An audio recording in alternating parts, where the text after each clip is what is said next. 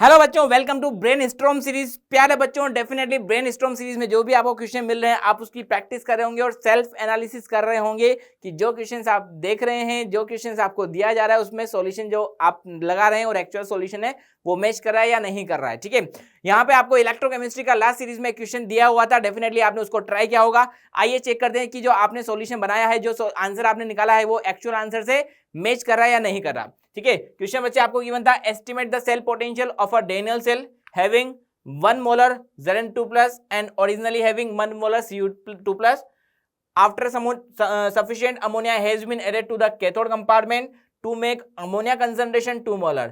Kf आपको given है यहाँ पे CuNH3 होल फॉर 2 प्लस का 1 into 10⁻12 E not of the reaction आपको यहाँ पे गिवन है। ठीक है, रिएक्शन आपको गिवन है कि यहाँ पे सेल रिएक्शन क्या है बच्चे। ठीक है, तो जब सेल रिएक्शन जब आपको दे रखी है और इससे ई सेल आपको निकालना है, बिकॉज सेल पोटेंशियली आपको निकालना है, तो सेल पोटेंशियल निकालने के लिए भैया क्या फॉर्मूला आप यूज में लेंगे, E cell equal to E not of cell minus 0.0591 upon n का वैल्यू यहाँ पे पुट कर देंगे। एन कितना होगा बेटा, यहाँ पे Zn 0 से 2 प्लस में जा रहा है, 2 इलेक्ट्रॉन का फ्लो यहाँ पर होगा, कॉपर 2 प्लस से यहाँ पे जा रहा है, तो नेट इलेक्ट्रॉन का फ्लो कितना हुआ 2 हो गया, लॉग प्रोडक्ट अपॉन रिएक्टेंट। तो प्रोडक्ट में किसका कंसंट्रेशन आएगा बेटा, Zn 2 प्लस का, अपॉन रिएक्टेंट में किसका कंसंट्रेशन आने वाला है बच्चा, Cu2 प्लस का। ठीक है, तो देखिएगा यहाँ पे आपको बोला है ओरिजिनली 1 मोलर Zn2 प्लस था एंड 1 मोलर Cu2 प्लस था, लेकिन क्या हुआ जब आपने अमोनिया मिलाया, अमोनिया ने क्या किया यहाँ पे कॉपर आयन के साथ रिएक्शन करके एक कॉम्प्लेक्स का फॉर्मेशन कर लिया है।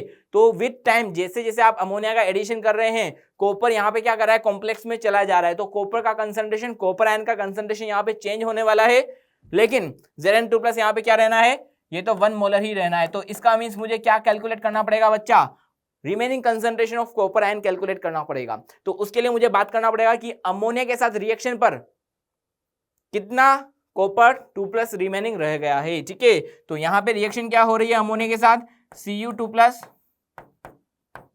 NH3 के साथ रिएक्शन कर रहा है, बिकॉज 4NH3 क्यों है, क्योंकि मुझे कॉम्प्लेक्स के फॉर्मूले से पता चल रहा है CuNH3 होल फॉर 2 प्लस। ठीक है, अब इनिशियली क्या था, T इक्वल टू 0 पर 1 मोलर कॉपर आयन आपके पास था और आपने क्या किया, इसमें अमोनिया मिलाया। ठीक है, after sufficient ammonia has been added to the cathode compartment to make ammonia concentration 2 molar, यानी आपने इतना अमोनिया वहां पे मिला दिया है कि फाइनली अमोनिया का कंसंट्रेशन क्या होगा बेटा, 2 मोलर रह जाएगा।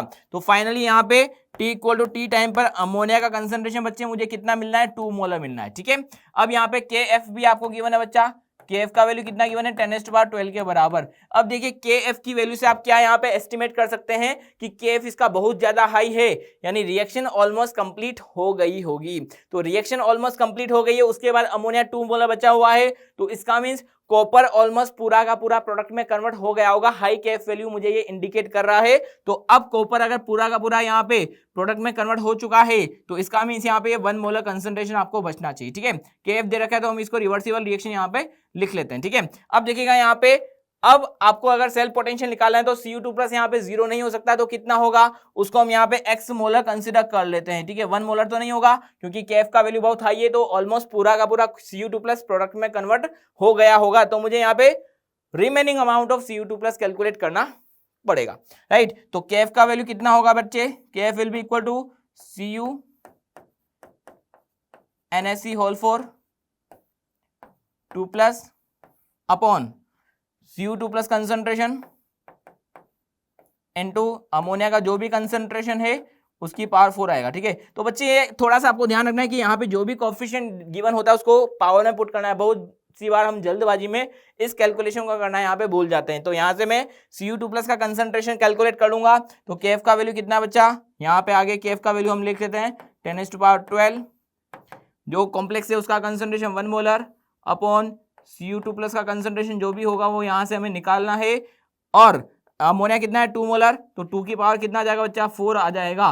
तो x का वैल्यू यानी Cu2 प्लस का कंसंट्रेशन कितना हो जाएगा बच्चे, यहाँ से आपको मिल जाएगा 1/16 इंटू 10⁻12, ये आपको मिल गया कॉपर आयन का कंसंट्रेशन। अब जैसे आपको कॉपर आयन का कंसंट्रेशन मिल गया तो आपके लिए तो कैलकुलेशन यहाँ पे अब बड़ी इजी हो गई है, मुझे यहाँ पे वैल्यूज पुट करके आंसर निकालना है केवल। ठीक है, तो ई सेल कितना हो जाएगा बच्चे, E cell will be equal to E not of cell कितना बच्चा, 1.1 volt minus 0.0591 upon 2 log Zn2+ का कंसंट्रेशन 1 मोलर था, कॉपर आयन का कंसंट्रेशन 16 × 10⁻12 आपको मिल गया है, ठीक है। तो ये ऊपर चला जाएगा तो फाइनली मेरे पास क्या बचेगा, 1.1 माइनस 0.0591 log 16 × 12 10⁻12। तो इसको कैलकुलेट करेंगे, ये मिल जाएगा अपॉन में यहाँ पे 2 आना है, अपॉन 2, बिकॉज दो इलेक्ट्रॉन का यहाँ पे फ्लो हो रहा है ओवरऑल।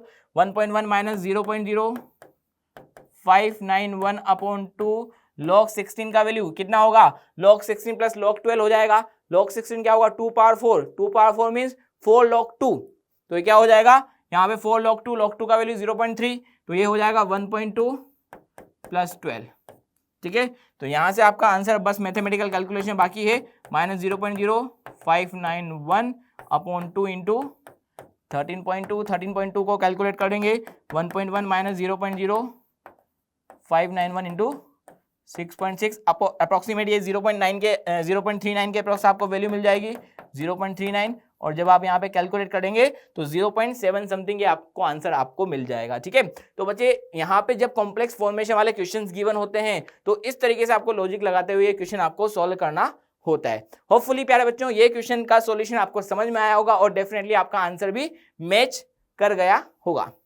चलिए तो बच्चे अब यहाँ पे अगली स्लाइड में आपको नेक्स्ट स्लाइड में यहाँ पर एक क्वेश्चन गिवन होगा जो आप सोल्व करके लाइएगा। नेक्स्ट सेशन में आप देखिएगा कि जो आपने सॉल्यूशन किया है क्या वो आपके आंसर से मैच कर रहा है, अगर नहीं मैच कर रहा तो क्या मिस्टेक आपने की है उसको अवॉइड करने की कोशिश कीजिएगा।